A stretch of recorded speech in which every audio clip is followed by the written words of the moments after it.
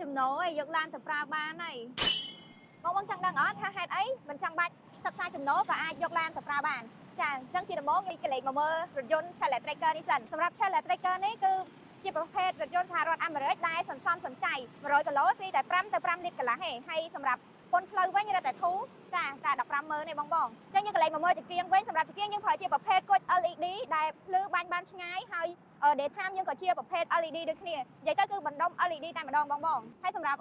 ផ្នែកចំហៀងវិញសម្រាប់យ៉ាន់កង់យើងប្រើជាប្រភេទយ៉ាន់កង់ Aluminum 17អ៊ីងដែលមានប្រព័ន្ធវាស់សម្ពាធខ្យល់កង់ដល់ទៅ4គ្រាប់តែម្ដងអញ្ចឹងឥឡូវនេះខ្ញុំសូមនាំពុកម៉ែបងប្អូនមកមើលផ្នែកខាងក្នុងវិញសម្រាប់ចំណាប់អារម្មណ៍របស់ខ្ញុំផ្ទាល់សម្រាប់ផ្នែកខាងក្នុងគឺមានភាពធំទូលាយហើយសម្រាប់កៅអីវិញជាប្រភេទពូកស្បែកចាអង្គុយទៅមានភាពងាយស្រួលអត់ចុកក្នុងចុកចង្កេះទេហើយសម្រាប់បើជាយើងនិយាយពីដៃចង្កូតវិញគឺធូរ smooth មែនតើ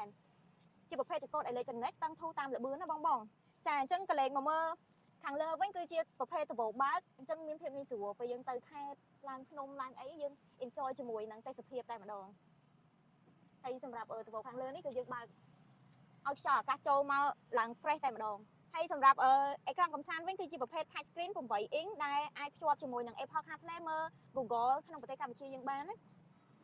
ហើយឥឡូវនេះខ្ញុំនឹងនិយាយពីការសិក្សាដែលអត់សិក្សាចំណូលកាន់តែពិសេសសម្រាប់បងប្អូនដែលធ្វើការរត់អញ្ចឹងបងប្អូនមានត្រឹមតែ20%គឺអត់ចាំបាច់ធ្វើការសិក្សាចំណូលទេចាហើយសម្រាប់ការរំលោះមិនមែនបងប្អូនមានចាប់ពី20%ទេបងប្អូនអាចរំលោះសុទ្ធក៏បាន